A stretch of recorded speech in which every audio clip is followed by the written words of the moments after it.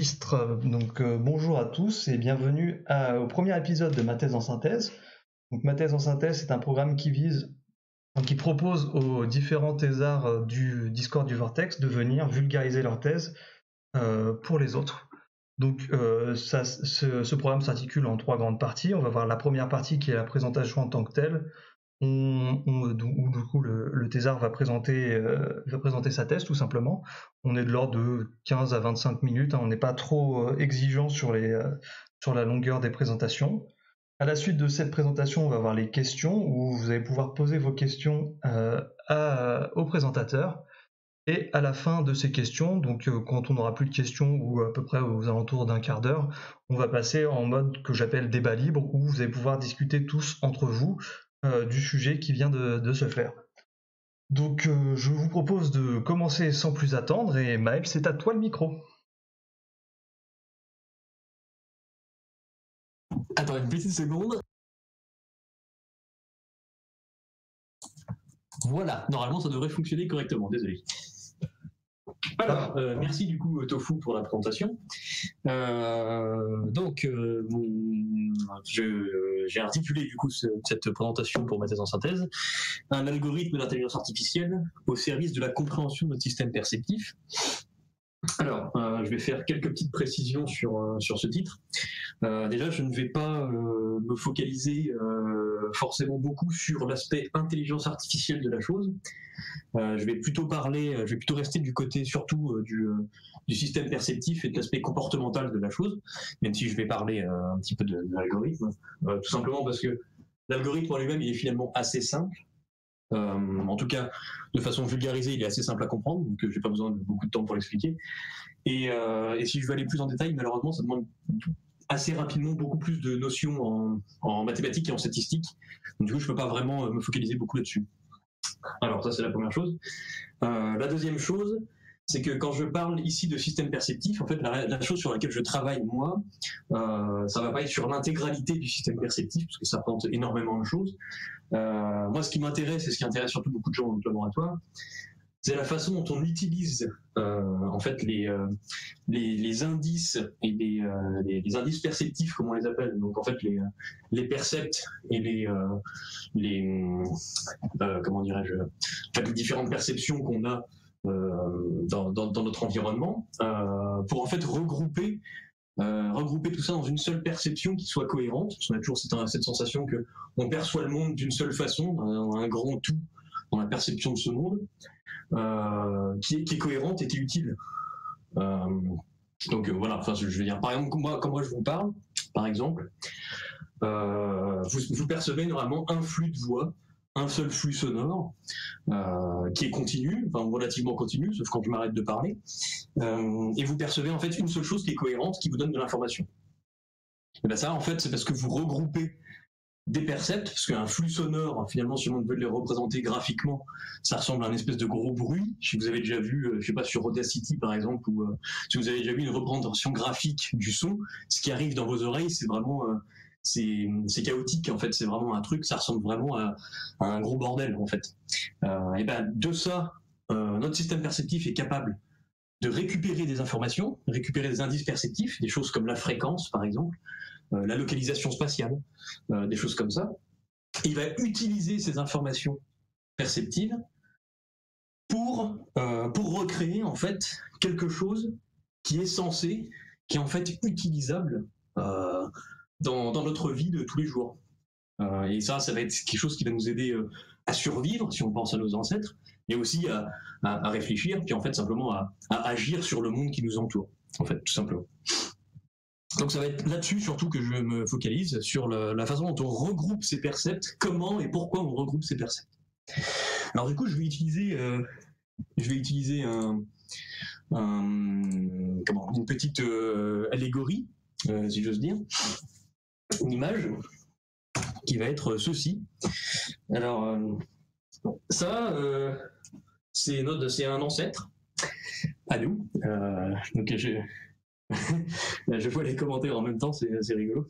Bref, c'est un ancêtre à nous, donc j'aime bien en plus que dans le Vortex on parle des chasseurs-cueilleurs, puisque on va dire que ça c'est un chasseur de l'époque chasseur-cueilleur, avec tous les stéréotypes que ça sous-entend, et probablement pas la réalité sur les chasseurs-cueilleurs. Donc imaginons donc juste que c'est un ancêtre chasseur, qui est dans la savane ou dans un autre truc comme ça, où il y a un moment, il y a de l'herbe haute tout autour de lui, donc il est dans une situation un petit peu dangereuse, parce qu'il ne voit rien en fait autour de lui, puisque il y a de l'herbe, donc il voit rien. Donc à côté de ça, il se balade et il est en train de chasser comme tout bon chasseur, lorsque soudain, il se passe ceci.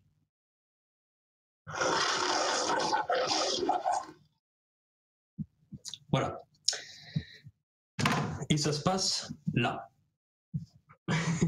Donc, il entend évidemment un lion qui gueule. Et simultanément, en tout cas très proche temporellement, l'herbe commence à bouger. Donc là, j'ai clairement fait péter le budget effets spéciaux. Donc là, normalement, si vous faites la même inférence perceptive que lui, en fait, vous devriez vous dire: au secours, il y a un lion en face. Okay, en tout cas, c'est ce que lui probablement se dit. Puisqu'en fait, il a combiné les deux percepts. Il a combiné les deux perceptions, en fait, parce qu'il a dit, il a entendu un lion, donc c'est quelque chose qui est dangereux. Il y a un lion qui est en face de lui, ou en tout cas quelque part en face de lui. Et en plus, il y a les buissons qui bougent. Donc très probablement que la raison pour laquelle l'herbe bouge, c'est parce qu'il y a un lion dedans.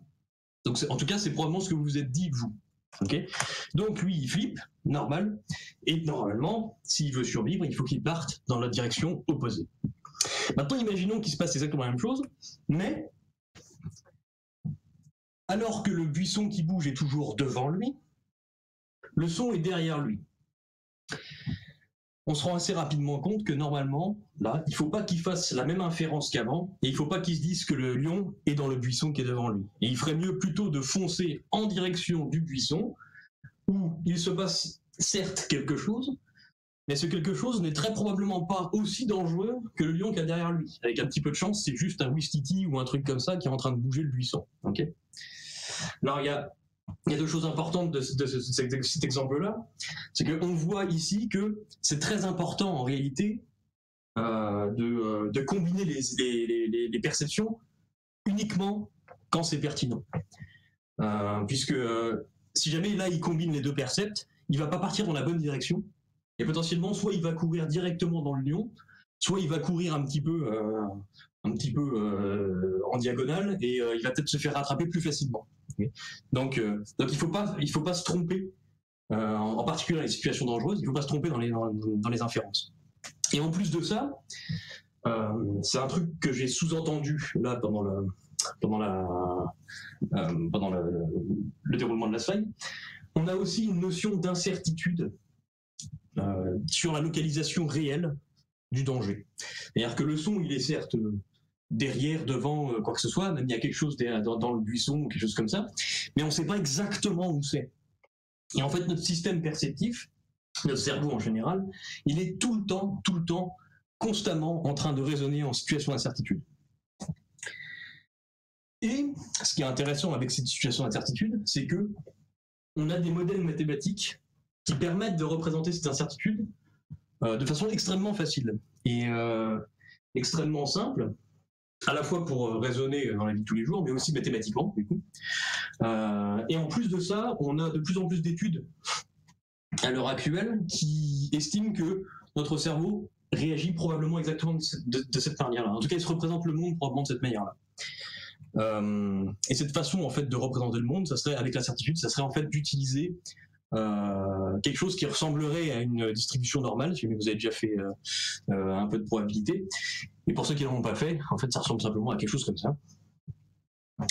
Donc là, en fait, dans cet exemple-là, la seule chose que cette courbe dit, c'est qu'en réalité, il y a un certain degré de certitude ou un certain degré de probabilité, en fait, sur la localisation probable de l'objet. Donc ici, si jamais c'est un lion dont on parle, voilà. Imaginons par exemple qu'on parle d'un autre exemple et que vous entendez une cloche qui sonne au loin. Si je vous demande, alors après que vous ayez entendu cette cloche, si je vous demande d'où provient ce son, vous allez probablement me dire, vous allez pointer vers l'horizon, vous allez dire quelque part par ici, des choses comme ça, parce que vous n'êtes pas sûr, vous avez une certaine incertitude. Et cette incertitude, c'est comme ça qu'on la modélise en fait mathématiquement. C'est-à-dire que vous allez probablement dire oui, c'était probablement plus proche de là que de là, mais ça pourrait être là quand même. Voilà. Et donc ça, c'est la façon dont on représente l'incertitude. Et là, on a une situation où en fait l'incertitude est relativement faible. Mais je pourrais vous donner un autre exemple où en fait on représente une autre incertitude par rapport à la localisation. Où là, on voit bien ici, avec l'écrasement en fait de la distribution normale, que l'incertitude est beaucoup plus grande. Et donc là, on pourrait dire, ouais, bon, alors j'ai entendu du bruit, mais c'est globalement à peu près par là. Donc ça, c'est l'idée. Et si on revient sur notre petit ancêtre, ici, on pourrait modéliser la cause sous-jacente au mouvement du buisson comme étant cette distribution-là. Parce que la cause sous-jacente au mouvement, on ne sait pas exactement d'où elle vient. On sait qu'elle vient de derrière le buisson, mais on ne l'a pas observé très précisément. Donc on est dans un cas d'incertitude ici. On ne sait pas exactement où ça se trouve. Et le lion qui rugit derrière, ici on est pas mal incertain, on est beaucoup plus incertain. En tout cas, on sait juste que le son il vient d'à peu près derrière, à peu de choses près. Et donc ça, c'est à la fois, comme je le disais, c'est à la fois pratique mathématiquement pour nous, c'est aussi pratique d'un point de vue verbal pour en parler, parce que finalement, là je vous présente ça graphiquement, le graphique était finalement assez explicite.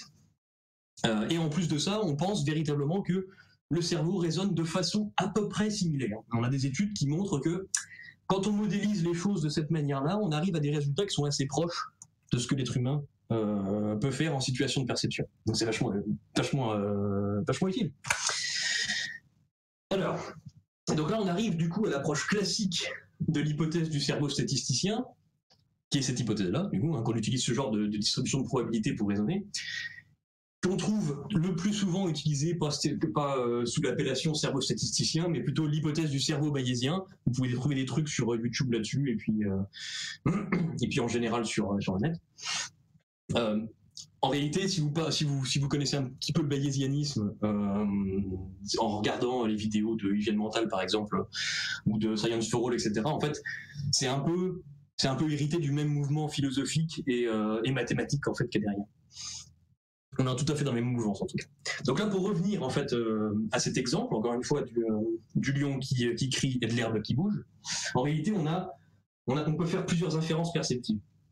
Déjà, l'intérêt de regrouper des percepts, c'est important de le dire, c'est qu'en fait, en regroupant des percepts, on peut se retrouver à avoir une situation où la somme est plus importante que les parties en réalité. C'est-à-dire que lorsqu'on combine différents percepts ensemble, on a plus d'informations, ou en tout cas l'information est plus certaine que si on ne les combinait pas. Parce que si à la fois vous avez une information visuelle, par exemple, sur l'endroit où se trouve à peu près le lion, plus l'information auditive, sur l'endroit où il a à peu près gueulé, plus une information olfactive, par exemple, là, vous sentez le lion qui est à peu près à cette distance-là, par exemple, etc. Et ben, si vous combinez tout ça en même temps, vous avez une information plus précise, donc vous avez plus de certitude en fait, sur l'endroit où se trouve véritablement le lion. Et ça marche pour absolument tout. Je prends encore l'exemple du lion, mais ça marche pour absolument tout. Donc c'est très utile de regrouper les choses comme ça. Et là, donc dans cet exemple-là, on a en fait deux possibilités, puisqu'on a deux percepts. On a un truc visuel et un truc auditif. On peut avoir soit deux percepts et du coup une seule cause. Ça, c'est le truc qui est intéressant. Il y a un lion qui crie, qui rugit, comme on dit. Il y a un lion qui rugit et un lion qui fait bouger l'herbe, et c'est le même. Donc du coup, il y a une seule cause pour deux percepts. On perçoit deux choses, c'est la même chose qui c'est la même chose qui a provoqué les deux. Et l'autre possibilité, c'est d'avoir deux percepts, mais deux causes. C'est-à-dire avoir un lion qui rugit, c'est indéniable. Par contre, le buisson qui bouge, et ben en fait, c'est un whisky ou un autre truc dans le genre. Donc en réalité, c'est pas le lion. Les deux événements en fait ne sont pas liés. Et donc là, en fait, on a des méthodes mathématiques et a priori, du coup, on a des méthodes de raisonnement en général qui permettent d'évaluer la crédibilité de chacun de ces deux modèles, en fait, et de se poser la question, lequel est le plus crédible? Et donc notre cerveau peut en fait faire ce calcul et dire, bah, ce modèle-là est le plus crédible, par exemple, et donc il existe une seule chose qui a provoqué les deux. Ou bien on peut considérer que c'est celui-ci le cerveau peut considérer que c'est ce calcul-là qui est plus crédible, ça veut dire que ce sont deux choses différentes. Voilà. Ça, c'est une approche très classique, il y a beaucoup d'études sur ce sujet, et ça marche, de manière générale, ça marche super bien. Mais on a un peu un gros souci en faisant ça, c'est que imaginez que notre ancêtre-là se retrouve encore une fois dans cette situation, et d'un seul coup, il y a un oiseau, là au-dessus, là, représenté ici, là, je pense que vous le voyez, il y a un oiseau qui se met à chanter au loin. Alors, bon, c'est un oiseau qui chante. Le souci, c'est que on a 3 percepts, et là, on a 5 possibilités de comment combiner ces percepts. C'est-à-dire qu'on a 3 percepts, et on peut avoir 3 causes, par exemple. Donc il y a un lion qui rugit, un oiseau qui chante, et un buisson qui bouge, mais tout est indépendant. Ou bien on peut avoir en fait le chant de l'oiseau et le lion, en fait c'est la même chose, parce que c'est un lion qui s'est chanté en plus, et le buisson il bouge à côté, mais ça c'est indépendant. Mais quand même par contre le chant de l'oiseau et le lion c'est la même chose. Voilà. Ou bien c'est le lion qui est dans le buisson, qui fait bouger le buisson et qui rugit, mais il y a l'oiseau qui chante autour, etc., etc. Et donc là on se rend compte que avec 2 percepts, on avait 2 solutions possibles. Avec 3 percepts, on a 5 solutions possibles. Le problème, c'est que notre système perceptif, il doit traiter des centaines et des centaines, voire des milliers de variables qui nous assaillent, parce que des variables perceptives, on en a dans tous les sens. À chaque seconde, il y a vraiment beaucoup d'informations perceptibles. Donc si on reprend encore une fois notre ancêtre, là, par exemple, il a le soleil qui lui brûle un petit peu la peau au-dessus, parce qu'il est midi, par exemple. Ensuite, il sent effectivement quelque chose. Là, par exemple, il sent l'odeur du lion qui est autour de lui. Et puis, il y a l'information du toucher. Parce que là, il est globalement... il marche sur le sol. Et même si là, le sol, il n'est pas très bien représenté. Mais il marche par terre. Et donc, il a cette sensation de toucher du sol. Et donc, il faut se faire ses calculs. Avec l'approche qu'on utilise habituellement, en fait, il faut faire le calcul, savoir si la sensation de toucher du sol, par exemple, elle est reliée ou non au lion. Alors que bien entendu que non. Bien sûr que non. Mais il faut quand même poser la question. Et ça, c'est une petite représentation schématique, juste en ayant 6 variables, du nombre de combinaisons qu'il faut calculer pour pouvoir ensuite prendre une décision. Alors là, c'est problématique, parce que là, on n'a que 6 variables. 6, ça fait pas grand-chose, parce que comme je disais, on a potentiellement des centaines. Et quand on a des centaines de variables, de percepts différents, là, il y a une explosion combinatoire, comme on dit, et on peut se retrouver avec des millions, voire des milliards de calculs à faire, en fait, à chaque seconde, pour être sûr de savoir ce qu'il faut faire. Et c'est un souci, parce que si notre ancêtre-là, il se retrouve dans cette situation et qu'il y a des milliards de calculs à faire, avant de prendre une décision, savoir où est-ce qu'il faut qu'il aille, il y a des choses qui soient plutôt une impasse évolutive, parce qu'il est resté comme un con, immobile, pendant 10 minutes, en essayant de savoir dans quelle direction il va partir. Donc c'est probablement pas ça qui s'est passé, parce que même si jamais il y a des ancêtres qui sont nés de cette manière, avec le système perceptif câblé de cette manière-là, ils sont probablement très décédés. Et nous, en fait, on a une approche qui est un peu différente. En fait, on utilise en fait un algorithme. C'est comme ça qu'on a créé notre algorithme d'intelligence artificielle. Du coup, c'est un algorithme de clustering bayésien qui permet en fait de ne pas avoir à calculer absolument toutes les combinaisons pour pouvoir prendre une décision après. Et le fonctionnement est vraiment extrêmement simple.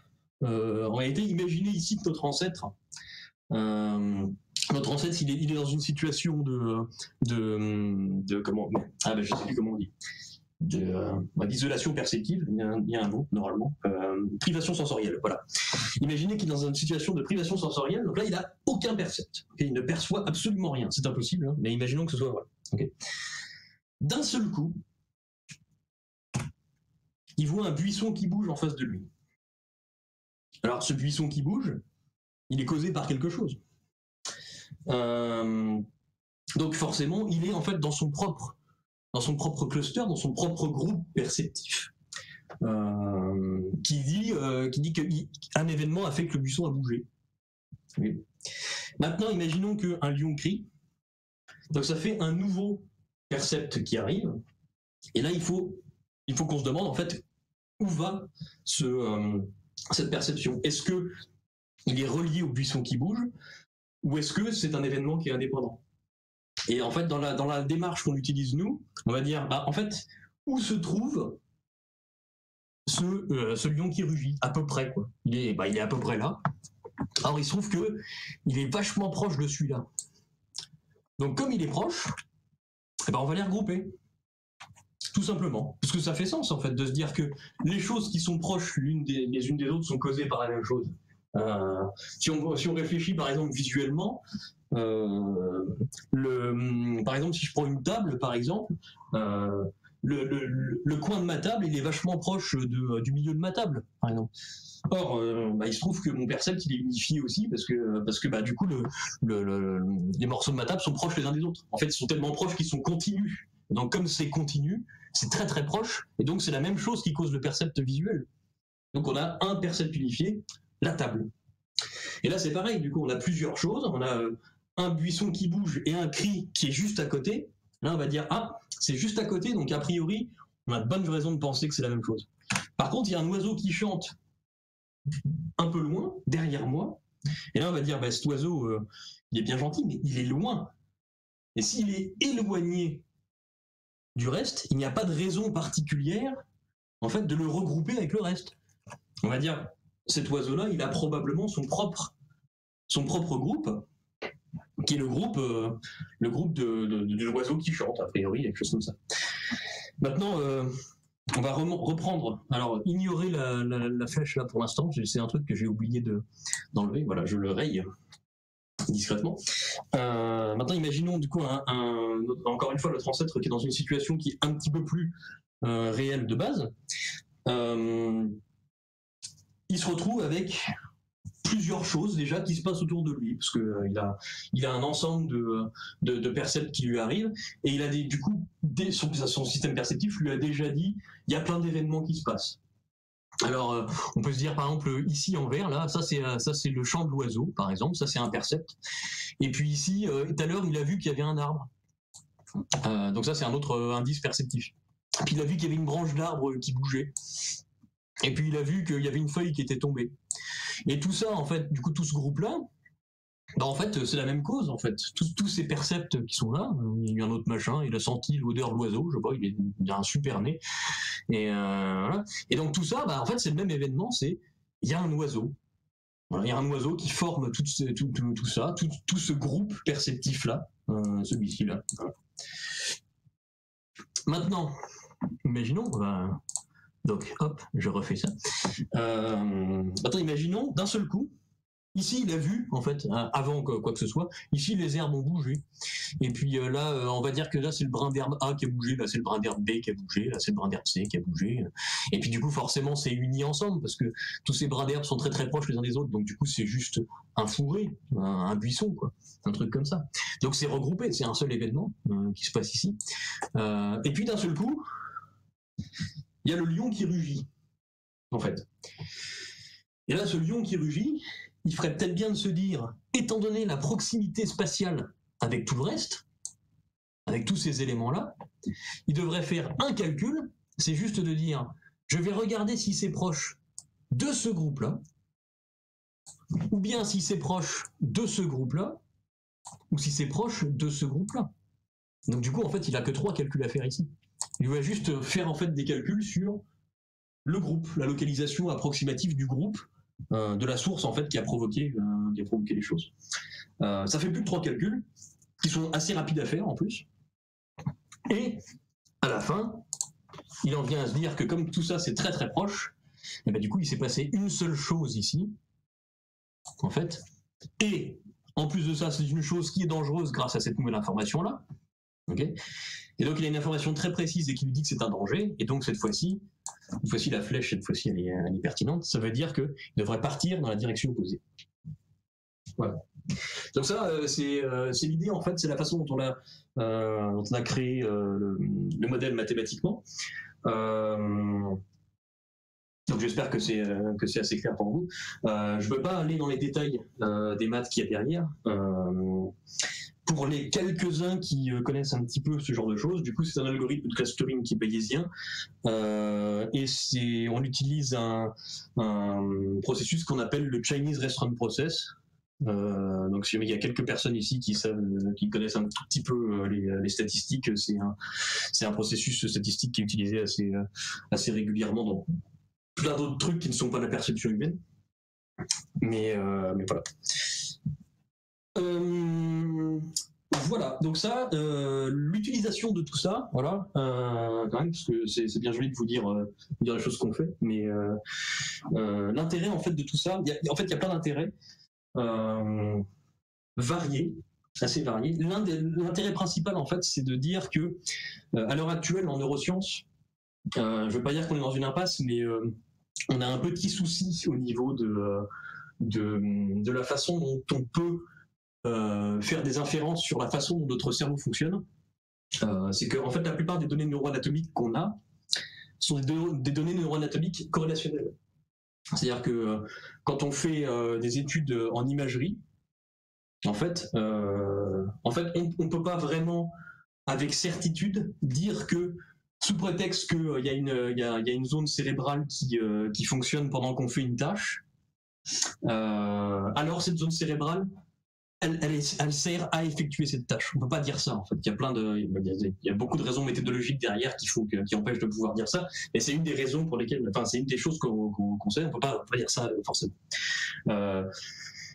L'une des choses qu'on essaie de mettre en place pour pouvoir continuer à avoir des inférences sur le fonctionnement neuroanatomique et neurofonctionnel, parce que là c'est plus neurofonctionnel que neuroanatomique, c'est de créer des modèles mathématiques qui sont prédictifs en fait du comportement humain.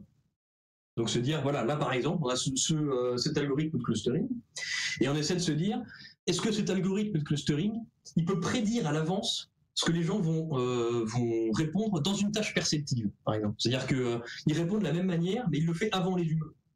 Donc en fait, quand on teste les humains sur une tâche perceptive, sur une tâche en psychologie, comportementale, et ben en fait, on se rend compte que c'est exactement le même résultat. Voilà.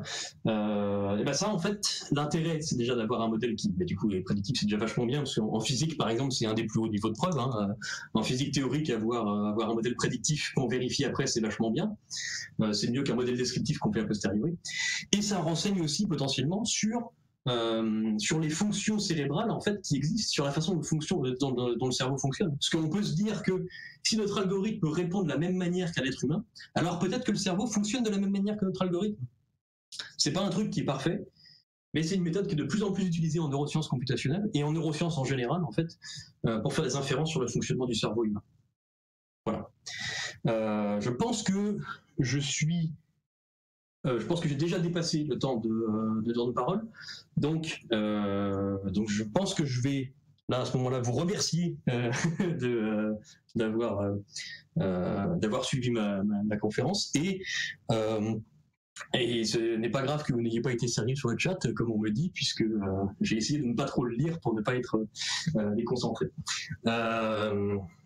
Voilà, donc merci beaucoup pour avoir écouté ça. Et si vous avez des questions, évidemment, n'hésitez pas. Je vais juste, auparavant, couper mon micro pour éviter que si jamais quelqu'un parle, on vous entende en retour. Voilà, ça devrait être bon. Voilà, merci de votre attention. Ok, bah déjà merci beaucoup à toi Maël. Je vais ouvrir le bal des questions avec la question que tout le monde se pose, ou que beaucoup d'entre vous se posent.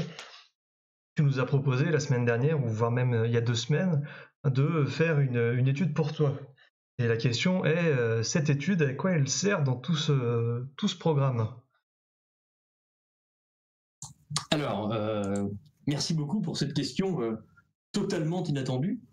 Alors, c'est tellement inattendu que je vais passer sur la slide d'après, qui, comme par hasard totalement fortuit, parle exactement de ça. Alors, effectivement, je vous ai demandé de passer une étude pendant ces dernières semaines, et je vous remercie vraiment du fond du cœur de l'avoir faite, pour ceux qui l'ont faite, hein, évidemment. Et les autres, merci Graham d'avoir au moins pensé à la faire avec un peu de chance. Voilà. Bref, merci beaucoup, parce que c'est un exemple parfait, je trouve, que la science collaborative peut fonctionner. Et ça, c'est vraiment génial, parce qu'en plus de ça, je vais vous présenter les résultats après. Ça a fonctionné du tonnerre, et vraiment, du coup, merci beaucoup. Vraiment merci. Alors, le seul problème de vous présenter ça là maintenant, c'est que ceux qui ont fait l'étude, vous allez à peu près comprendre de quoi je parle. Ceux qui ne l'ont pas faite, ça va être très abstrait. Donc, je m'excuse d'avance pour les gens qui n'ont pas fait l'étude en question. Ok. Donc, vous avez fait une étude. Si vous vous souvenez bien, vous avez entendu des sons. Ça, je pense que vous vous souvenez de cette partie-là. Je pense que c'est assez traumatisant pour que vous vous en souveniez. Oui, voilà, des bips. Et après écouter 2 séquences à chaque fois, donc à chaque essai, vous deviez écouter deux séquences de sons, 2 mélodies. Et à chaque fois, vous deviez dire si jamais ces séquences étaient différentes ou si elles étaient les mêmes. C'était le principe. Et en fait, ici, on a une représentation schématique de comment ça fonctionnait. Donc, comme je disais, vous aviez 2 mélodies. Donc ici, c'est ce qu'on appelle séquence 1 ici. La première était plus longue que la deuxième, donc il y avait 22 répétitions. Hein. Oui, je vous mens pas, c'est ici. Et puis il y avait la séquence 2, du coup, qui était la deuxième mélodie, qui était un peu plus courte. La raison pour laquelle la deuxième était un peu plus courte, c'est juste parce que pour déterminer si c'est la même chose ou pas, vous n'avez pas besoin de réécouter en intégralité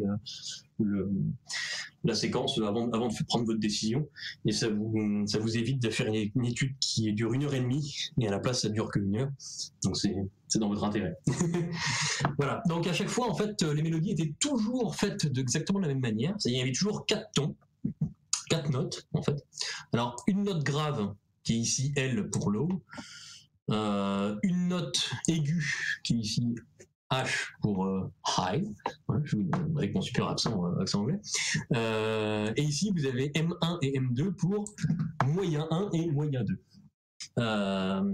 Donc c'était toujours, en fait, c'était toujours ces 4 tons-là en fait, qui faisaient les séquences. Et dans la moitié des séquences, donc vraiment la moitié tout pile pour tout le monde exactement, on faisait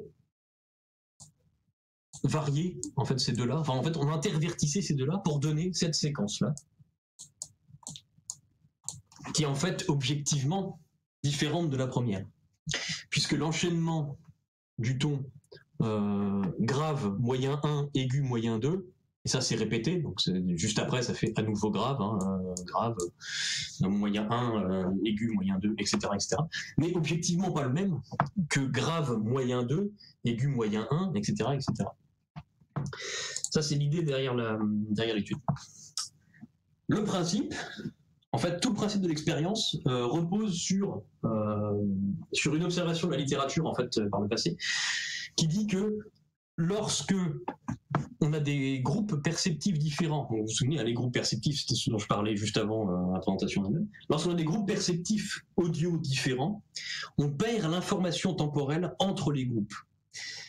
Donc, ce que je veux dire par là, perdre l'information temporelle, ça veut dire perdre l'ordre, en fait, dans lequel les sons sont présentés. Ça, c'est un résultat qu'on a pris dans la littérature telle quelle. Voilà, c'est juste comme ça que fonctionne le système perceptif. C'est pas exactement pourquoi, on a des idées, mais voilà, c'est l'idée. Donc en gros, l'idée pour nous, c'était de dire, bon, alors c'est très simple, si jamais on a un seul cluster perceptif, donc en fait qu'on perçoit une seule mélodie ici, une mélodie qui fait grave moyen 1, aigu moyen 2, grave moyen 1, aigu moyen 2, etc., etc. Alors quand on va modifier sur 50% des essais l'ordre de M2 et M1, on va tout de suite le sentir. On va dire mais C'est pas la même mélodie, ça. Elle n'est pas dans le même ordre. Par contre, et c'est là que c'est intéressant, si jamais, comme on le pense, augmenter la différence ici de fréquence, ici c'est la fréquence, augmenter la différence de fréquence entre les sons bas et les sons moyens, et ensuite entre les sons moyens et les sons hauts, donc on augmente aussi cette différence-là. Nous, ce qu'on postule, c'est qu'en augmentant cette différence, on va augmenter la probabilité que l'utilisateur moyen, enfin la personne, le sujet moyen en fait, forme différents clusters perceptifs. C'est-à-dire qu'en fait, qu'il y ait un groupe perceptif de ces sons-là et un groupe perceptif de ces sons-là, bon, il y a plusieurs, imaginez qu'il y en a un autre ici, hein, voilà, L, et puis un groupe perceptif de ces sons-là. Imaginez aussi, là, il y a un H, là, ici. Voilà. Puisque la chose importante à comprendre, c'est que quand on parlait de distance tout à l'heure, quand on parlait dans le... quand je parlais de l'algorithme clustering, c'est que la distance, ça peut être multidimensionnelle.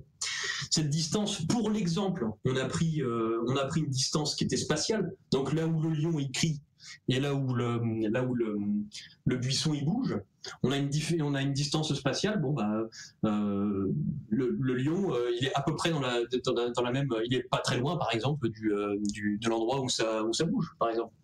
Mais ça marche aussi sur absolument toutes les dimensions possibles. Donc dans la voix par exemple, un élément intéressant de distance qu'on peut prendre en compte, c'est la fréquence. Parce que quand je parle, un des indices que vous utilisez vous, en tout cas c'est un truc qu'on postule, une hypothèse qu'on a, un des indices que vous utilisez pour avoir un seul cluster perceptif de voix, qui est ma voix, c'est la fréquence à laquelle je parle. Puisque quand je parle à une certaine fréquence, et cette fréquence elle va globalement varier dans un seul range, en fait dans un petit range de fréquence. Parce que quand je parle, je suis pas en train de chanter, donc du coup je modifie pas ma fréquence sur mesure. Et j'ai aussi mon timbre de voix, il change pas. Mon timbre de voix il est exactement le même tout le temps. Et justement, la fréquence, ça tombe bien que je parle de timbre de voix, à croire que c'est fait exprès. Donc on utilise la fréquence comme une variable qu'on a fait varier ici, donc la fréquence, voilà. Mais on a aussi utilisé le timbre, et on a fait varier le timbre des sons pour voir si jamais ça augmentait la probabilité que vous fassiez différents clusters perceptifs ici. Et c'est là que c'est intéressant. Si vous avez différents clusters perceptifs ici, pardon, ici et là, comme vous perdez l'information temporelle entre les clusters, là je ne sais pas si je suis très très clair, donc du coup si vous avez des questions là-dessus, n'hésitez pas à me demander, je vous le réexplique. Puisqu'on perd l'information temporelle, je vais effacer et refaire, l'information temporelle entre ça et ça par exemple, vous ne savez plus si ce son-là, il a eu lieu par exemple avant ou après ce son-là, tout simplement, ou avant ou après ce son-là, puisque vous entendez en réalité deux mélodies. Vous entendez la mélodie des sons hauts, jusqu'à 3 mélodies j'ai envie de dire. Vous entendez la mélodie des sons hauts, la mélodie des sons moyens et la mélodie des sons bas, des sons graves, et vous n'êtes pas forcément capable ensuite de dire lesquels ont eu lieu à quel moment en fait.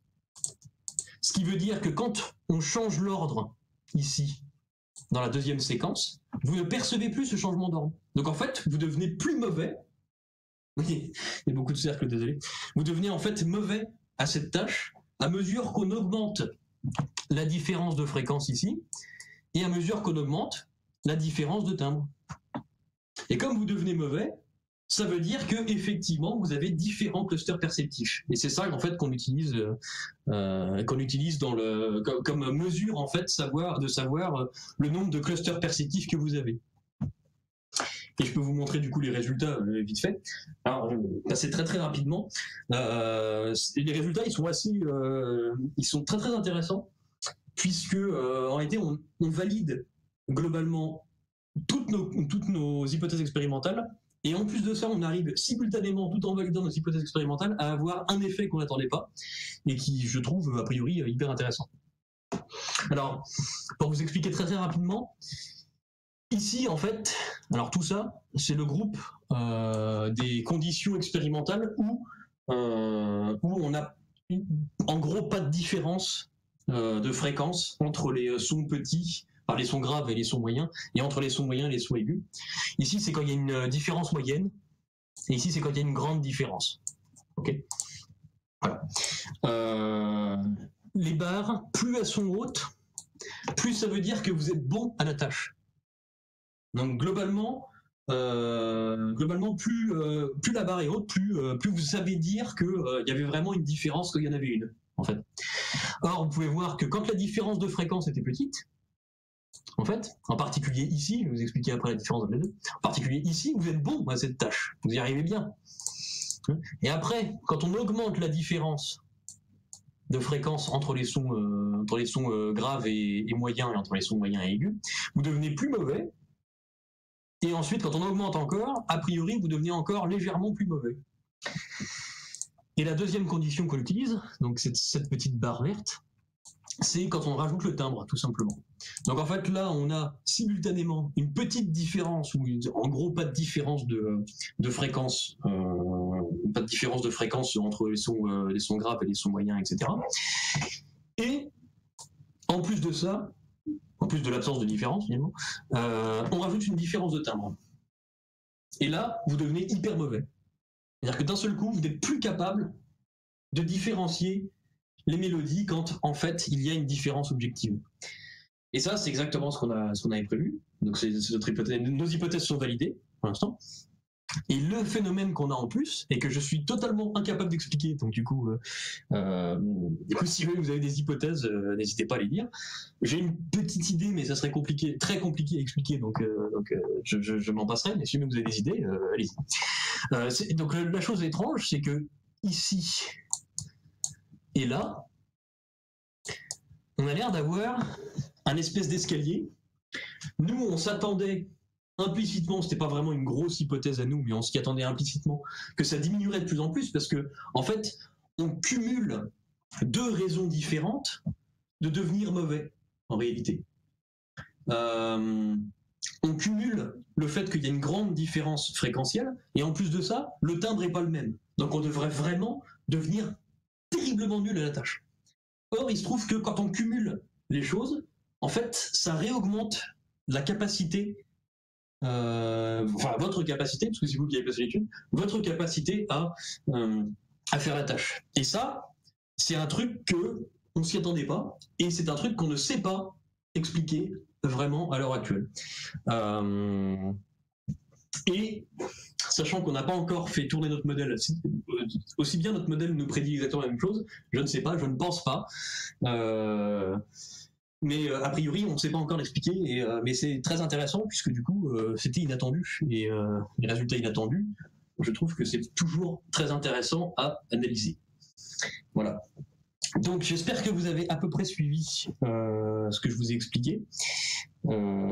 J'espère que je n'ai pas été trop vague et que je ne vous ai pas perdu en chemin. Et de toute façon, si vous avez des questions sur la façon dont ça marche, si vous voulez que je réexplique quelque chose, n'hésitez surtout pas, parce que ce n'est vraiment pas très facile à expliquer. En particulier, une tâche auditive, en fait, c'est jamais très facile à expliquer. Voilà. Bien. Pardon, excuse-moi. Non, pas de souci. Donc voilà, j'espère que vous avez compris et que vous avez apprécié. Bien, alors on va passer maintenant, on va continuer les questions et cette fois-ci, on va passer, comme je vous ai dit, vous vous démutez pour signifier que vous avez une question à poser et je vous dis quand vous pouvez parler. Hop, à partir de maintenant, vous devez pouvoir vous démuter. Donc, essayez donc pour voir. Je regarde. Ça n'a pas l'air de marcher. Il ne peut pas se démute. Ainsi donc, j'ai fait une erreur. Modifier. J'ai vu, Pinky, si tu as une question, écris-la aussi. Comment dire, je ferai en sorte de la dire moi-même. Hop. Êtes-vous sûr que vous ne pouvez pas parler? Pas de tofu. Ah, faut se déco-reco. Alors, je vous propose de passer tous en salle d'attente. Vous devez tous pouvoir le faire normalement. Et on fera ceci dans la salle d'attente. Ce sera plus simple. Je vous remercie à tous et à très très très vite. Hop. Est-ce que c'est bon moment Ah oui, alors là on commence à vous entendre. Il nous en reste quelques-uns encore là-haut. Plus que 3. Et c'est parfait. Bien, alors comme je disais, démutez-vous pour les questions. Alors la première question est la question de Linky. Est-ce que c'est un rapport factoriel, le nombre de combinaisons liées au rapport... non, le nombre de combinaisons liées au nombre de percepts? Est-ce tout simplement un rapport factoriel, Maël? Alors, c'est pas précisément factoriel, mais ça utilise des combinatoires, donc du coup il y a un rapport un peu factoriel quand même, puisque dans les combinatoires il y a des factoriels qui sont utilisés. Je n'ai plus la formule précisément en tête, donc je ne peux pas faire le calcul exact ni vous le donner là. Mais moi je qualifie ça d'explosion combinatoire plutôt que factorielle. Mais dans le principe, c'est à peu près la même chose. Ouais. Enfin, en tout cas, ça explose à mesure qu'on rajoute des percepts. Comme je disais tout à l'heure, quand on n'a que deux percepts, on n'a que 2 combinaisons possibles. Quand on en a 3, on a 5 combinaisons possibles. Quand on en a 4, je sais plus, je crois que c'est 15 combinaisons. 5, je sais plus, et 6, ça fait 860 combinaisons, je crois, un truc comme ça. Et en fait, à chaque fois qu'on en rajoute un, ça explose complètement, c'est quasiment... alors, c'est pas exponentiel vraiment, du coup, mais dans le principe, c'est comme ça, quoi. Alors, merci à toi. CXZ, tu as une question? CXZ, tu es démute. Aurais-tu une question? On ne t'entend pas en tout cas de notre côté. Ah oui, c'est parce que je suis passé en push to talk, c'est pour ça, j'ai pas l'habitude. Oui, j'avais une question en fait, je venais commenter les résultats d'une étude que j'ai pas faite, comme ça c'est parfait.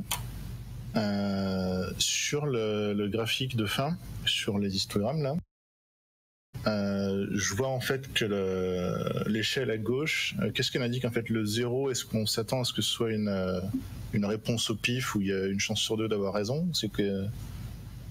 Est-ce que 1 c'est la norme? Est-ce que 0 c'est ce que pourrait faire un hasard? Alors, c'est une très bonne question et j'ai esquivé cette question exprès parce que c'est très difficile à expliquer. Alors, globalement, non, je ne sais pas s'il y a des gens qui ont fait, je ne sais pas si tu as fait beaucoup de statistiques ou si les gens ont fait beaucoup de statistiques. Véritablement, ce que c'est un Z-score, en fait, cette échelle. Donc en fait c'est un nombre, pour ceux qui ont fait des stats vraiment, c'est le nombre d'écarts types d'éloignement par rapport à la moyenne sur les réponses. Bon, c'est un petit peu compliqué. Je ne sais pas comment l'expliquer, comment le vulgariser particulièrement. Ce que ça représente vraiment, du coup, c'est que plus le chiffre est élevé, plus en réalité on a une accuracy de la capacité en fait à dire si les choses sont différentes quand elles le sont, mais c'est comparé par rapport à aussi l'accuracy de quand il n'y a pas de différence. C'est un peu compliqué à expliquer. Globalement, c'est un truc qui est fait pour être non biaisé. C'est fait pour être un indicateur non biaisé en fait, pour éviter les biais de réponse, pour éviter d'avoir des biais du style de la personne qui répond tout le temps que tout est différent, y compris quand il n'y a pas de différence, qui se retrouve avec un super score d'accuracy et qui dit regardez, je sais vachement détecter quand les choses sont différentes. Du coup, ce score en fait, c'est ce qu'on appelle un D prime, et en fait, ce D prime permet en fait d'avoir un indicateur non biaisé. De véritablement en fait ce qu'on cherche à avoir, c'est-à-dire la capacité à dire qu'il y a une différence, à détecter une différence quand il y en a vraiment une en fait. Voilà, c'est ce que ça représente. Et d'accord, merci.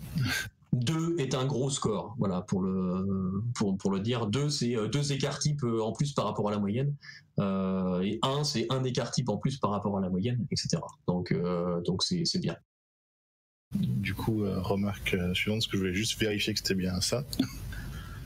du coup, le fait qu'il y ait vraiment une augmentation d'efficacité sur la détection avec l'augmentation de la difficulté quand c'est les deux paramètres qui sont en place, tu proposais de proposer des explications pour le système, poser des hypothèses.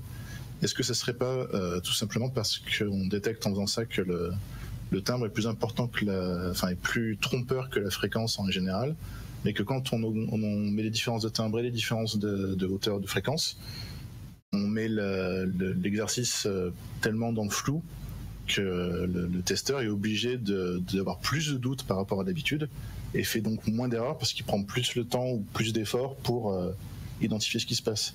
Je pense qu'il y a des tonnes de situations où on pense beaucoup trop fiablement avoir la bonne réponse et on se plante. Et je pense que c'est peut-être un biais qu'on a et qui est représenté par l'écart de résultats qui est entre le rouge et le vert sur le 33, qui est qu'on fait trop facilement des erreurs dès qu'on a un critère qu'on a décidé de ne pas considérer et qu'on se dit que ça ne va pas nous gêner.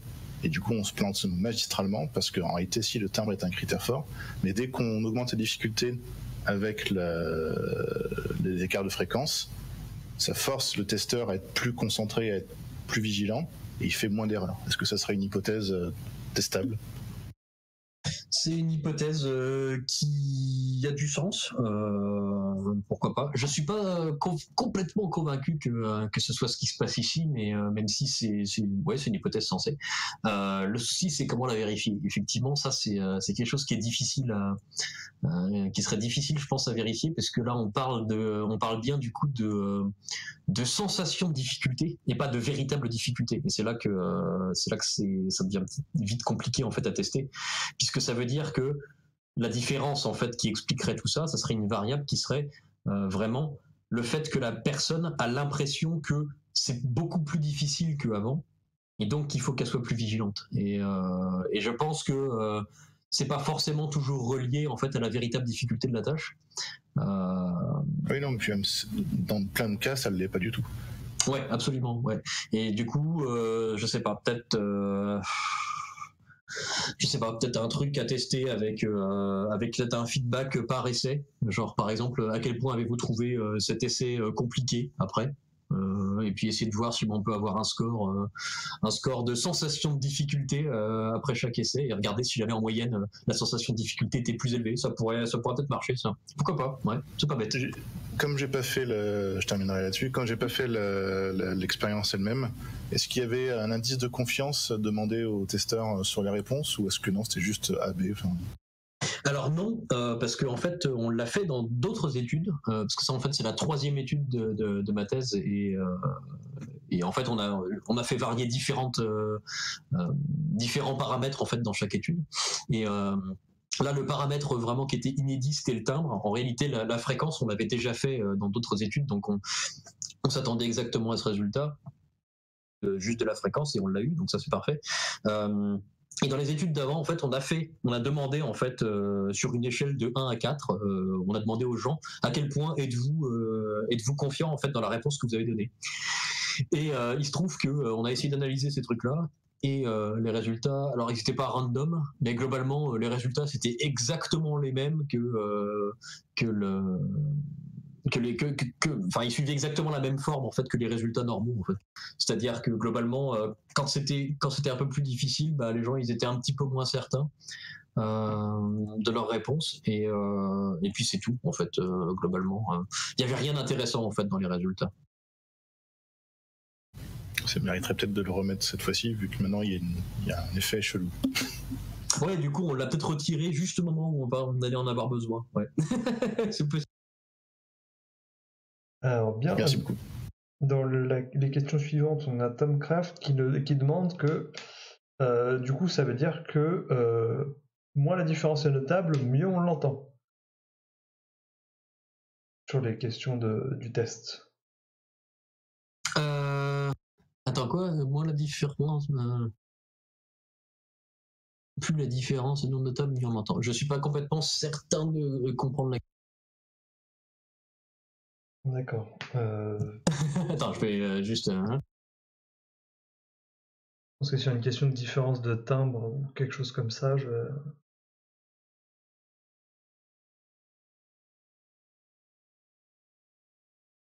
Alors, pour peut-être, je suis pas 100% certain de comprendre la direction de la question. Peut-être reprendre là-dessus. En fait, il y a en fait la différence. La différence est plus importante objectivement. Je pense que c'est peut-être ça le truc. Je suis pas certain que ce soit ce qui soit demandé, mais je vais reprendre là-dessus. En fait, ce qui est important, c'est d'avoir une différence importante en termes de timbre ou en termes de fréquence. Et donc en fait, à mesure que la différence devient plus importante, on forme des clusters perceptifs qui sont différents, et donc on finit par ne plus percevoir la différence de l'ordre. C'est-à-dire que la différence de fréquence, on l'entend. On va dire que les sons ils sont très éloignés d'un point de vue fréquence, ça on le sent. Ce qu'on a remarqué dans la littérature avant, c'est que par contre, quand on a différents groupes perceptifs, c'est la différence temporelle en fait qu'on perd. Et en fait, on utilise ça comme un indicateur pour pouvoir savoir si jamais les gens ont eu différents groupes perceptifs ou pas. Mais sinon, la différence de fréquence et la différence de timbre, on l'entend super bien, on l'entend à fond de balle. C'est vraiment juste que c'est une mesure indirecte en fait du regroupement en différents clusters perceptifs. Alors, je ne sais pas si je réponds à ta question, Tom Craft. J'espère que oui. Alors, on a Sophie Pétoncule qui attend depuis tout à l'heure pour poser sa question. Je t'en prie, pose-la. Merci. Déjà, merci beaucoup pour l'attention, Madeline, c'est super intéressant. J'ai une petite question. Je reviens au tout début de la présentation. Tu nous parlais du cerveau statistique, qui était une représentation, ou je ne sais plus si tu as dit une ou la représentation du fonctionnement du cerveau humain. Est-ce que c'est la seule représentation qu'on a sur son mode de fonctionnement, et sinon, est-ce que c'est celle qui, disons, fait peut-être pas consensus, mais en tout cas est la plus répandue? Alors, c'est pas la représentation. En fait, même au sein de l'hypothèse, du cerveau statisticien, en fait, il y a plusieurs façons de le voir. En fait, c'est une hypothèse qui est assez forte à l'heure actuelle. En fait, j'irais pas jusqu'à dire qu'elle fait consensus, je pense, à l'heure actuelle, mais elle est sur le point de devenir consensuelle, je pense, parce qu'il y a vraiment de plus en plus de gens qui pensent que c'est comme ça que ça fonctionne, parce que en fait, ça fait sens sur vraiment plein de niveaux. C'est-à-dire que c'est pratique. Il y a aussi cet aspect-là. Hein. C'est pratique pour nous de le modéliser, déjà de cette manière-là. En plus, on a du mal à imaginer, en particulier une fois qu'on a modélisé quelques trucs, en particulier sur le domaine perceptif, on a du mal à imaginer comment le cerveau pourrait fonctionner différemment, en fait. Ça devient, une fois qu'on a réfléchi de façon un peu statistique là-dessus, on se dit mais comment est-ce qu'on pourrait faire autrement? Parce qu'il n'y a quasiment aucun autre moyen de combiner des choses sous incertitude. L'incertitude, représenter l'incertitude mathématiquement, on le fait avec des probabilités. C'est tout le principe du bayésianisme, en fait, c'est de dire quand on ne travaille pas sur de la logique propositionnelle, des choses comme ça, où toutes les choses sont vraies ou fausses, quand on n'est pas sur de la logique booléenne, et en fait, on travaille avec des probabilités. Or, le cerveau, il est sans arrêt en situation d'incertitude. Il est sans arrêt en train de raisonner avec des incertitudes. Et il fonctionne quand même très bien avec des incertitudes. Et du coup, ça amène tout vachement à cette idée que, en fait, il utilise ces incertitudes. De quelle manière? En fait, finalement, on peut représenter cette incertitude par des modèles statistiques. Maintenant, je dirais ce qui fait encore débat, c'est pas est-ce qu'on peut modéliser le cerveau de cette manière, parce que ça, quasiment tout le monde est d'accord. Tout le monde est d'accord pour dire qu'on peut modéliser de cette façon. L'idée, c'est de savoir est-ce que le cerveau fait vraiment ça à l'intérieur. Et ça, je pense qu'on n'a pas de réponse. Alors, je suis pas le plus gros expert là-dessus, parce que moi, je suis vachement plus sur le fait de faire mon modèle que dans la théorie générale, tu vois, sur le cerveau bayésien. Ça, je pense que ça serait plutôt à des philosophes et des mathématiciens, peut-être, qu'il faudrait et des neurologues ensemble, si tu veux, comité un peu de tout ça, qui devrait discuter de ça, je pense, plutôt que moi. Mais pour avoir déjà vu beaucoup de débats là-dessus, je pense que ça fait pas consensus et on ne sait pas vraiment si le cerveau fait vraiment ça ou si c'est juste qu'on le modélise de cette manière. Mais je sais qu'il existe quelques études quand même en neuroanatomie qui font un lien entre les activations cérébrales, donc des activations style EEG ou voire carrément en IRM. Donc là, en gros, comment dirais-je, en gros, avec la neuroanatomie, quoi, la façon dont le cerveau s'active, et le lien avec le fait de, par exemple, des neurones qui coderaient pour des distributions normales, par exemple, ou des choses comme ça. C'est des choses qu'il y a des gens qui postulent et qu'ils observent, mais je pense pas qu'il y ait de consensus là-dessus. Et j'espère que j'ai répondu à toutes tes questions. Oui, et du coup, juste pour compléter, c'était un peu la suite de la question que j'ai posée. Tu nous as présenté un modèle, qui est celui sur lequel tu bosses. Est-ce qu'il en existe d'autres, ou alors des familles de modèles pour essayer de représenter le fonctionnement du cerveau? Alors oui, il y a des grandes familles de modèles. Le problème, c'est que je connais que le mien. D'accord, ok, pas de souci. Pour essayer de te répondre quand même, je sais que en fait, il y a un papier de je sais plus comment il s'appelle, Mar, je crois, Emma Dezer, c'est quelque chose comme ça, qui en fait décompose décompose les neurosciences et la façon de modéliser le cerveau en 3 grandes familles. Et pour te dire à quel point je m'y suis pas encore beaucoup intéressé, c'est que je me souviens que de 2 modèles, que de deux niveaux. Il y a en fait un niveau algorithmique et puis un niveau comment dirais-je, je sais même plus comment ça s'appelle non plus. Le niveau du substrat en fait neuronal. Et il est clair que la modélisation bayésienne telle qu'on la voit ici, c'est une modélisation de très haut niveau. C'est-à-dire, on n'est pas du tout aux neurones près là. On est plutôt sur, tu vois, potentiellement une distribution normale ou assimilée qui est codée par des centaines, des milliers, voire des millions de neurones, et en tout cas des millions de synapses qui codent pour une représentation perceptuelle. Et après, quand elles sont combinées, c'est des millions d'interactions qui combinent tout ça en fait ensemble et qui font une activation, qui font un percept cohérent. Donc là, on est vraiment sur un niveau algorithmique et pas du tout sur un niveau.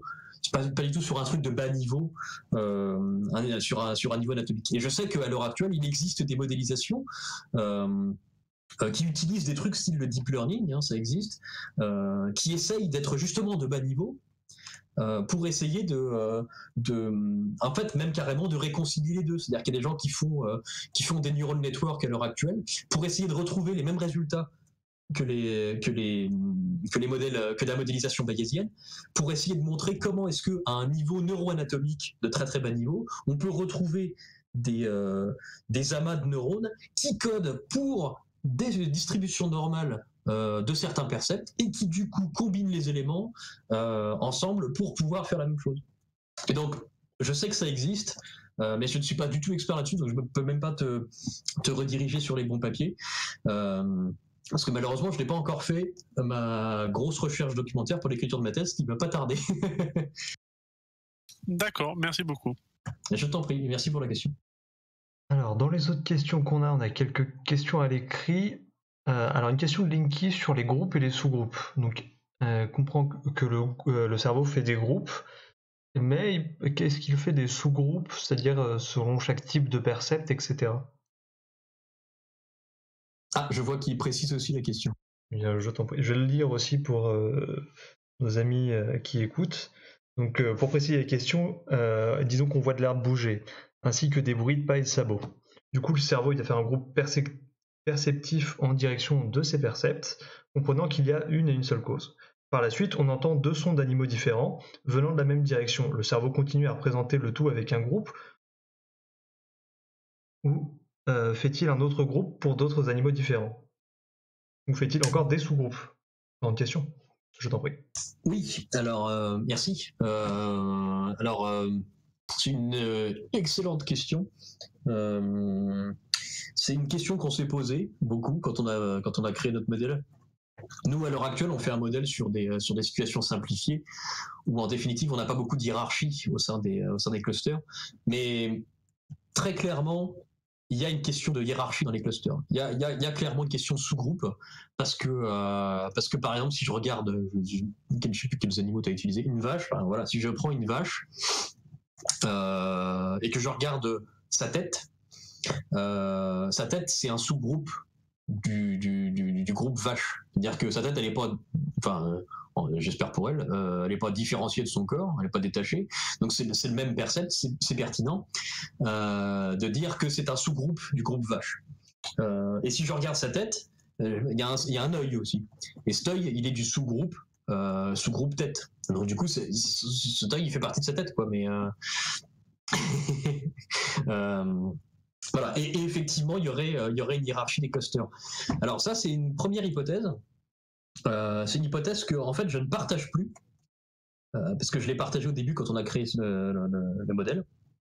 C'est-à-dire de dire qu'en fait, il y a une infinité de clusters possibles et une infinité aussi de sous-clusters.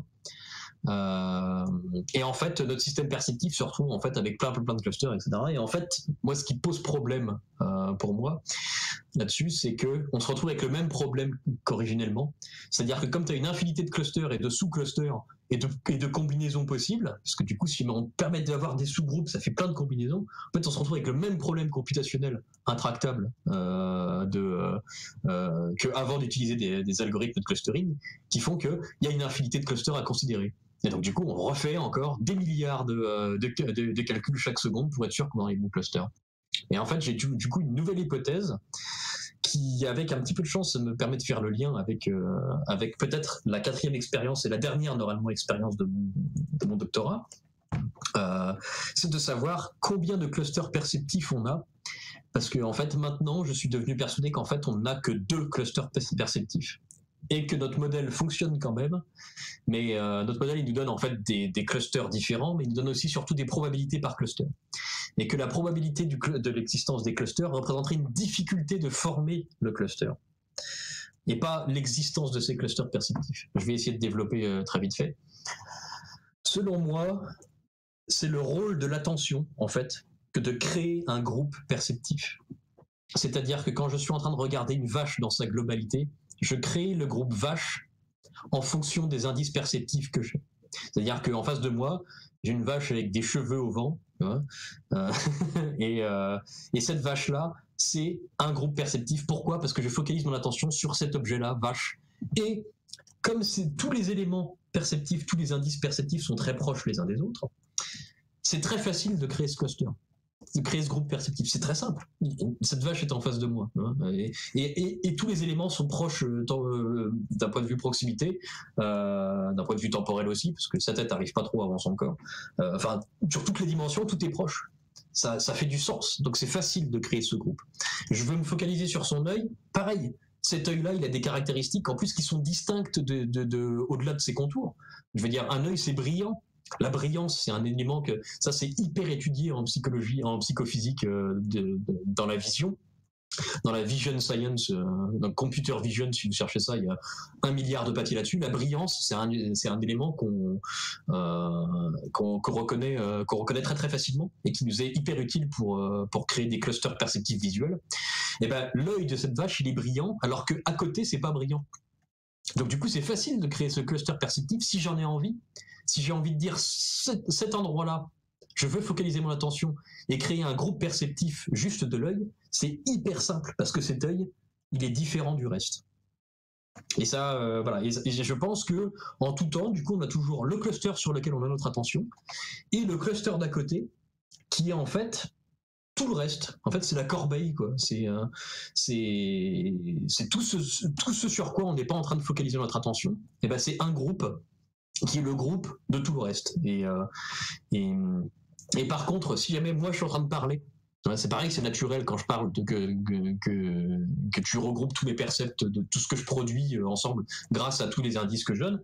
Par contre, si jamais il y a quelqu'un d'autre qui parle à côté de moi, tu ne vas pas pouvoir à loisir décider que la voix de la personne qui est à côté de moi, ben tu veux prendre, je sais pas moi, chaque phonème différemment de ce que je dis, tu vois, et les mixer, prendre un phonème que je dis, un phonème de la personne d'à côté, un phonème à moi, un phonème de la personne d'à côté, et reconstruire comme tu veux un percept auditif, un groupe perceptif auditif du mix total des 2 personnes. Tu ne peux pas faire ça à loisir.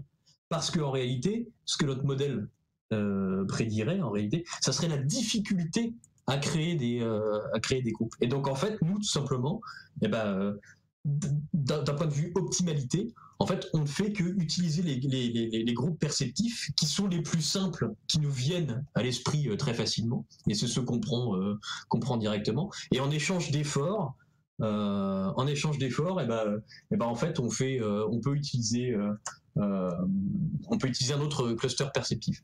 Et moi, ça me semble correspondre aussi avec l'observation, par exemple, justement de cette étude, par exemple, c'est que moi, personnellement, je suis devenu très très très fort à cette étude. C'est-à-dire que même avec une grosse différence fréquentielle, je suis capable de répondre à la tâche à force d'entendre les sons.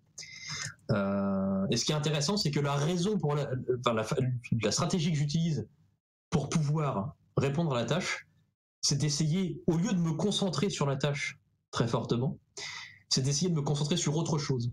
Et quand je me concentre sur autre chose, c'est-à-dire que quand je n'écoute pas les sons, et quand j'écoute par exemple autre chose, c'est très difficile de décrire ce qu'on fait avec l'attention, et ben en fait le percept s'unifie, et du coup je perçois la différence entre les deux. C'est assez difficile à décrire. Et donc du coup en fait j'unifie les choses en n'écoutant pas les sous-parties du truc en fait. Et en fait on peut moduler notre attention pour réussir à faire ça. Voilà, c'est un des indices que j'ai par rapport à ça, mais je n'ai pas encore de réponse. J'ai pas de réponse absolue. C'est une chose qu'on va certainement investiguer par le.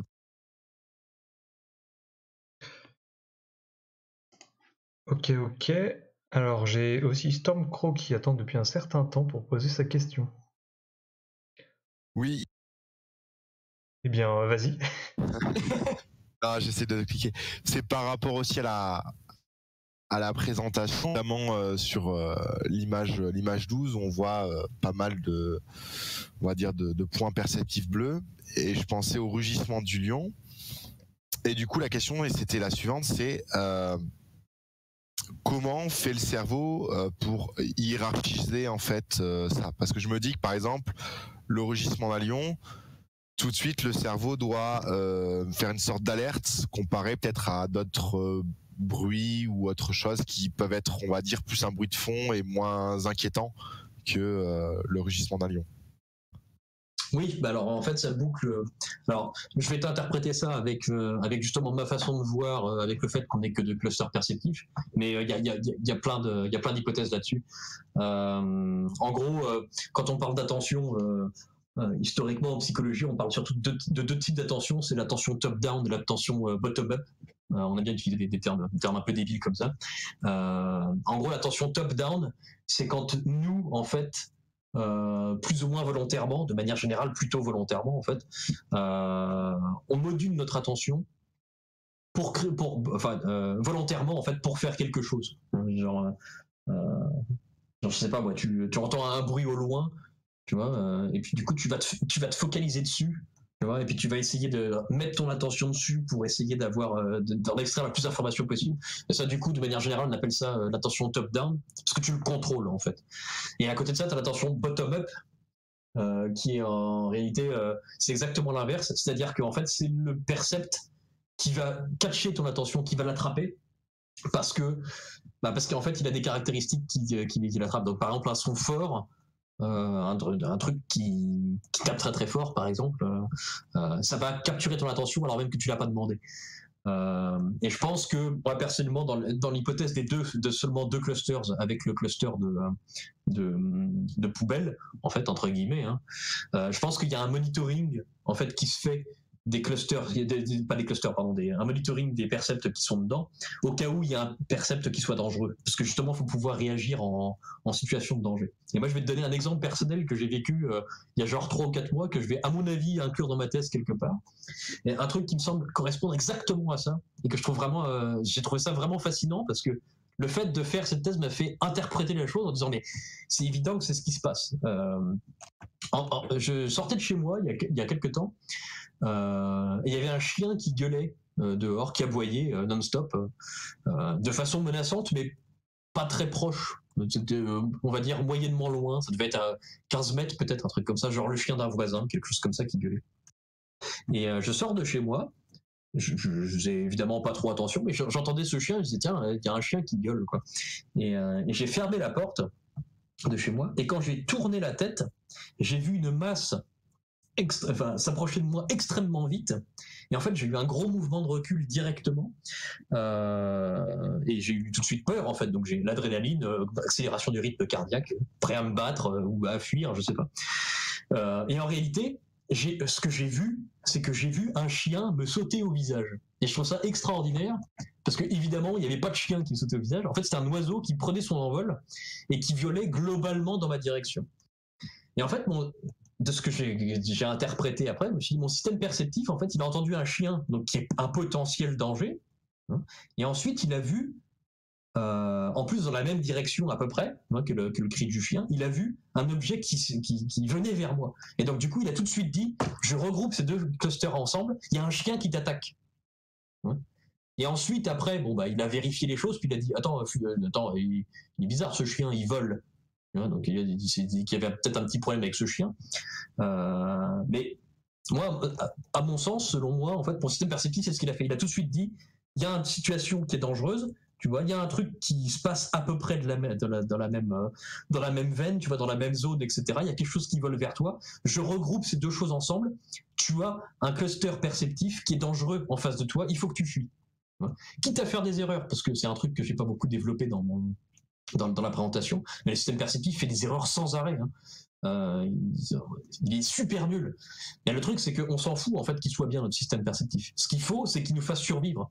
Donc il peut faire des mauvaises inférences telles que celle-ci, à partir du moment où il y a beaucoup de faux positifs, mais il y a très très peu de faux négatifs. C'est-à-dire que quand il y a vraiment un danger, en échange, ton système perceptif, il va te le dire. Tout le temps. C'est-à-dire qu'il va tout le temps enfin pas tout le temps, parce que des fois il est un peu con aussi, mais de manière beaucoup plus que dans le sens inverse. C'est-à-dire que ça arrive quasiment jamais qu'il y ait un truc vraiment dangereux où tu dis tiens, c'est pas dangereux ça, c'est pas dangereux ce lion qui vient vers moi au courant, tu vas plutôt te dire que c'est dangereux. Et du coup, même quand du coup c'est un oiseau qui vole en même temps qu'il y a un chien qui gueule au lointain, mon système perceptif me dit attention, il y a un danger, avant de vérifier quand même que les choses sont en fait pas dangereuses. Voilà. Alors je sais pas si ça répond précisément à ta question, si jamais tu as... Oui, si, c'est bon. Ok, d'accord. Merci. Alors du coup, la question de Sophie, tu peux te démuter et le dire vraiment, finalement, parce que le temps de répondre à la question de Storm, il est maintenant disponible pour toi. Si tu peux poser la question, Sophie. Oui, je suis là, pardon. Pas de souci, je t'en prie. Donc je disais, pour rebondir sur ce que tu disais tout à l'heure, tu disais qu'à ton niveau... Je sais pas pour les autres, mais moi ça a coupé. Oui, 2 secondes.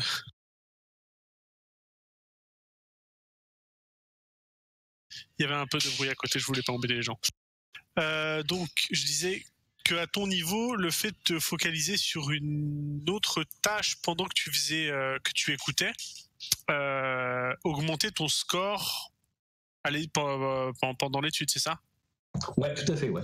Est-ce que du coup, tu as envisagé de faire une étude complémentaire par exemple, pour essayer de voir si cette hypothèse elle vaut quelque chose, de refaire la même étude, sauf que cette fois, en même temps, le sujet devra se concentrer sur une image ou une vidéo pour voir si justement ça influencerait les résultats dans ce sens-là ou pas.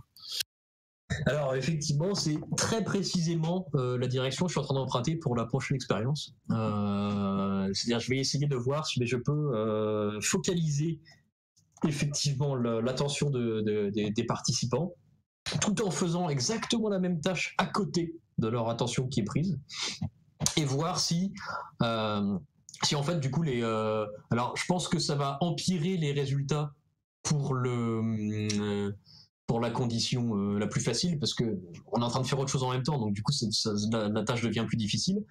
Mais c'est surtout ça, avec si jamais j'ai raison en fait, et qu'il n'y a pas de et qu'en fait il n'y a qu'un cluster de garbage entre guillemets à côté, qui permet du coup de mieux faire la tâche. Alors on devrait plus constater de diminution en fait du score à travers les conditions.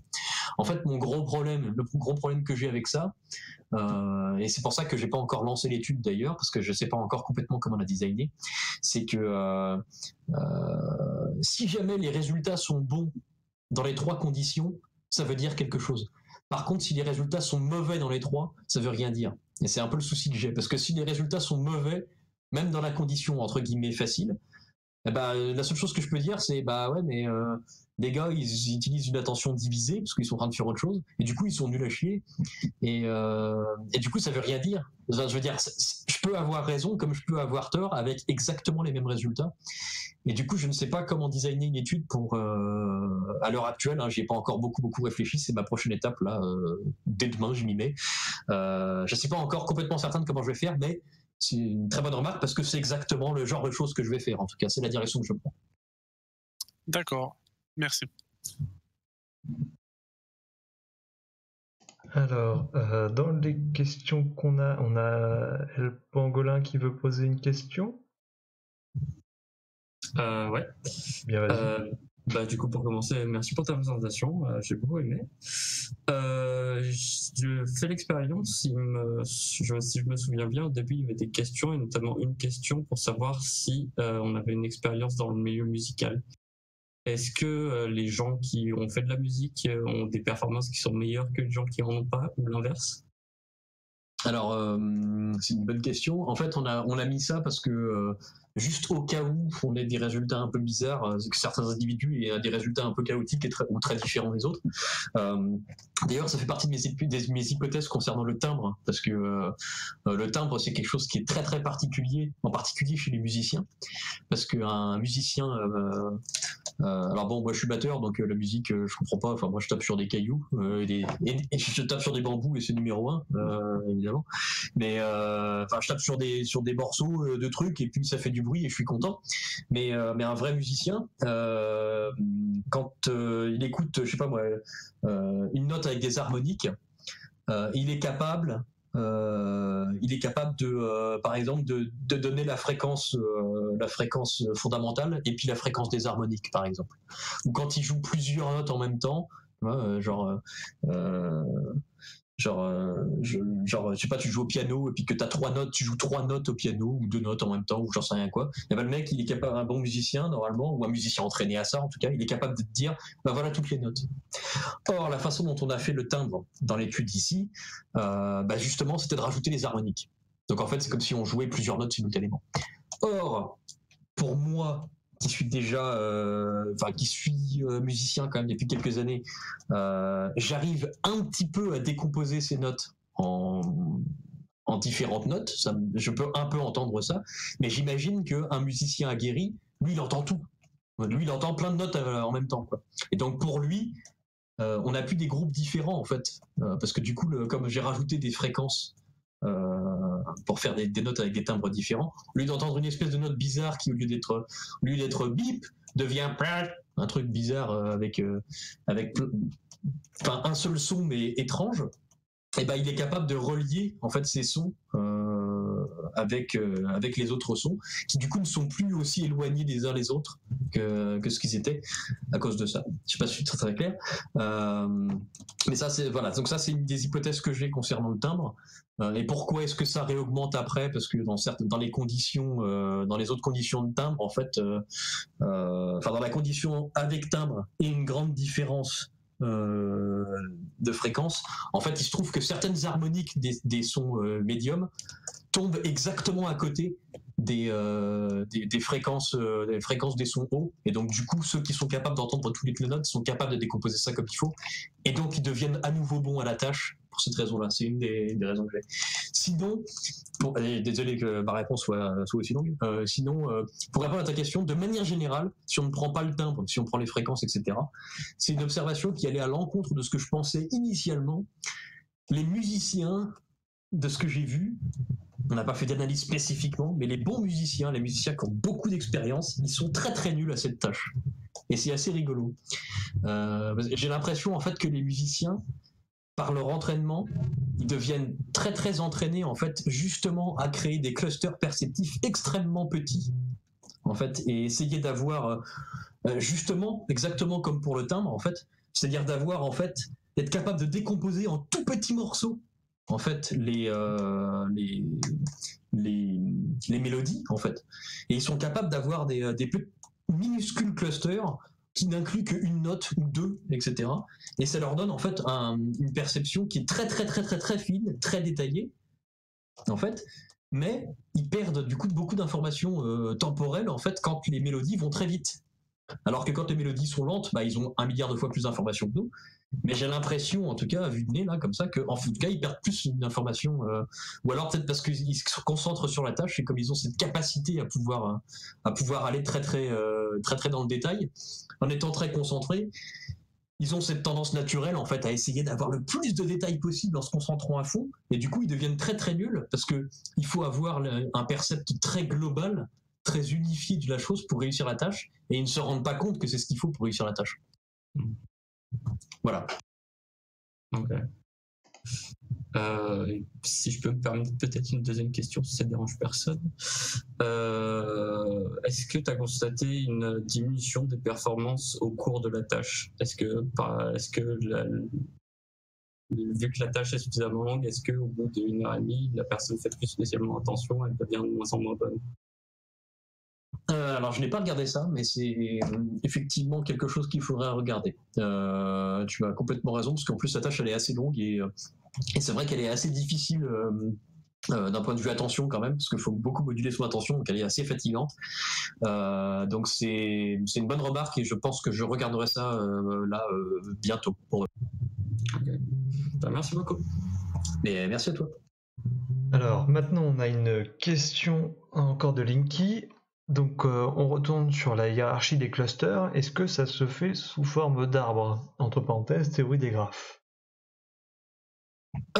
Alors, vu que c'est pas mon hypothèse, je ne peux pas te répondre avec certitude, mais j'ai vu des papiers qui sous-entendaient une hiérarchie avec des formes d'arbres, effectivement, et avec des modèles mathématiques qui sortaient tout droit, qui étaient vraiment tout à fait issus de la théorie des graphes. Donc je sais qu'au moins il y a des gens qui théorisent ça. J'ai vu en particulier un papier qui m'a beaucoup influencé sur ma façon de voir la chose au début où j'ai commencé ma thèse, qui était en vision, encore une fois, donc sur la perception visuelle. Et en fait, ils avaient un modèle qui était basé sur des algorithmes d'arbres. Donc c'était du clustering bayésien et une hiérarchie de clusters qui se faisait avec des arbres. Et c'était très très impressionnant la façon dont ils arrivaient à clusterer les choses, puisqu'en fait, ils essayaient de clusterer les contours. D'avoir des hiérarchies de contours sur des objets en fait de la vie de tous les jours, et notamment des animaux. Et il y avait un exemple, par exemple, où en fait ce qu'il faisait, c'est qu'il discrétisait les contours d'un âne. Donc en gros, c'était, au lieu d'avoir des lignes continues, en fait c'était plein de petits points en fait. Et avec ça, ils arrivaient en fait à avoir des clusters perceptifs qui leur permettaient d'avoir un groupe général qui disait l'âne, en fait, c'est-à-dire il y avait un groupe de tout le contour de l'âne, il y avait un sous-groupe qui était les oreilles, il y avait un sous-groupe qui était la tête, il y avait un sous-groupe qui était la queue, il y avait un sous-groupe qui était les pattes, etc. Et leur algorithme récupérait automatiquement en fait des sous-groupes comme ça, avec des caractéristiques toutes bêtes du style l'angle en fait entre les choses. C'est-à-dire que l'oreille, si tu dessines un âne, un âne ça a des oreilles, et les oreilles ça c'est représenté par un bond entre guillemets, enfin en tout cas un changement d'angle en fait au niveau du contour. C'est-à-dire que le contour il est globalement tout droit, et puis d'un seul coup les oreilles hop ça, tu vois, ça change, ça va vers le haut, tu vois. Et ça permettait en fait de clusterer les choses en sous-groupe en fait de façon hyper efficace, et c'était vraiment assez intéressant comme papier. Et je vais essayer de te retrouver le nom du papier dans ma bibliographie, je dois l'avoir là normalement pas loin. Bien, donc ça c'était la première question de Linky. Il y en avait une deuxième sur les phonèmes. Donc est-ce que les groupes peuvent être créés sur un contexte logique, avec comme exemple on crée un cluster perceptif pour une discussion, et malgré le fait qu'il y a des grosses différences de timbre entre les personnes, elles sont dans un même cluster avec des sous-clusters pour chaque timbre. Est-ce que c'est possible? Ouais, je pense que c'est possible. Ouais. Encore une fois, si on part du principe qu'il y a des hiérarchies de clusters, etc., oui, je pense. Et c'était aussi une hypothèse qu'on avait quand j'ai commencé ma thèse, mais on a abandonné parce que c'était vraiment trop compliqué par rapport à... Enfin, ça faisait trop de variables à considérer. Mais je pense je pense fortement que le contexte, et en tout cas j'appellerais ça, je sais pas, une espèce de signification sémantique, si j'ose dire, enfin un contexte, quoi, ouais, un contexte qualitatif presque, finalement, je dirais vraiment qualitatif, ouais, je sais pas, un contexte A, tu peux pas dire un contexte 0,3, tu vois, ça n'a pas de sens, mais vraiment un contexte A versus un contexte B. Peut jouer en fait dans un clustering qui soit avec des sous-groupes, etc., ou pas d'ailleurs. Je pense que l'entraînement, en fait, je pense que l'un des trucs intéressants avec l'être humain aussi, c'est qu'il est capable de discrétisation. Je pense que c'est un des trucs qui est important, parce qu'on est capable de donner une signification qui est qualitative, qui est vraiment discrète du monde, ce qui est peut-être pas forcément le cas chez les animaux, ça j'en sais rien. Et je pense que ça influence beaucoup la façon dont on parle. En fait, bêtement, cet exemple de discrétisation, c'est quand on fait des catégories, en fait, une catégorisation, quand on met des choses dans des boîtes, on pense de façon discrète, en fait. Et je pense que clairement, la façon dont on interprète le monde, dont on interprète nos perceptions, elle est influencée par cette façon discrète d'interpréter le monde qu'on a, en fait, au moins à un certain degré. Et je vois ta question à l'écrit qui dit, parce que je pense que ça précise celle-ci, est-ce que tu penses que cet algorithme peut être appliqué pour des animaux? Définitivement oui, je pense carrément que c'est aussi comme ça que les animaux fonctionnent, au moins à un certain degré. Je pense vraiment que et c'est aussi la force un peu de cet algorithme, c'est qu'il est simple, il a du sens, et je pense qu'il est vraiment interespèce, au moins en grande partie, quoi. C'est-à-dire que au moins la partie continue, en tout cas de l'algorithme, je pense vraiment que les animaux fonctionnent comme ça. D'ailleurs, on a des données comportementales avec des furets, je crois, si je me souviens bien, qui sembleraient montrer que le cerveau bayésien, ça marche pas mal aussi chez les furets aussi, et chez 2-3 autres animaux. J'en avais parlé avec un prof de la fac où je suis, qui était vachement expert en animaux comme ça. Et oui, tous les peut-être plus proche parce que je dis les animaux, effectivement, je suis pas sûr qu'une araignée fasse ce genre d'inférence causale dans la perception, mais en tout cas, oui, les animaux proches de nous, je veux dire les mammifères, les animaux un peu intellectuellement proches de nous, en fait. Les animaux qui sont capables un petit peu de raisonnement, et puis qui sont, je dirais, qui sont pas complètement codés par la génétique, comme certains insectes qui sont quand même très, c'est un petit peu court, hein, on peut quand même le dire. Je pense que ce genre d'inférence permet justement d'avoir une vision, en fait, une modélisation du monde, en fait, qui permet en fait de réagir de façon un peu plus sentiente, en fait, quelque part. Eh ben, merci à toi. Je pense que là, on va arriver sur la fin des questions. Là, on a déjà, pour être exact, 1h30 de programme. C'est plutôt sympathique.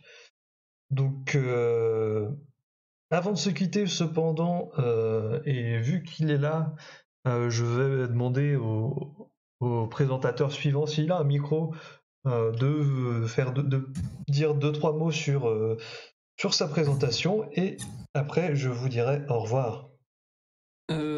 Attends. Ah si, c'est bon, ça marche, c'est pas un push talk. Ouais, du coup, moi je fais la présentation la semaine prochaine. J'espère que j'aurai le temps de faire les simus que je veux faire. Et moi, je vais vous parler des lasers de haute puissance et de l'utilisation de ces lasers pour créer des ondes de choc. Donc en gros, je vais vous parler de blaster Star Wars. Voilà. Et ce que j'en ai fait en thèse, et quand je utilisais les chocs, principalement. Voilà. Merci beaucoup. Du coup, c'est à peu près à ce moment-là qu'on va se dire au revoir. Donc, merci encore une fois, hein, Maël, pour ta présentation qui était super. Merci à vous, merci tous pour votre attention aussi. Merci. Merci à tous aussi donc, pour votre attention et pour votre respect des règles irréprochables. Et ainsi donc, je vous dis bonne soirée, bonne nuit et à jeudi prochain. Ciao, merci tout le monde.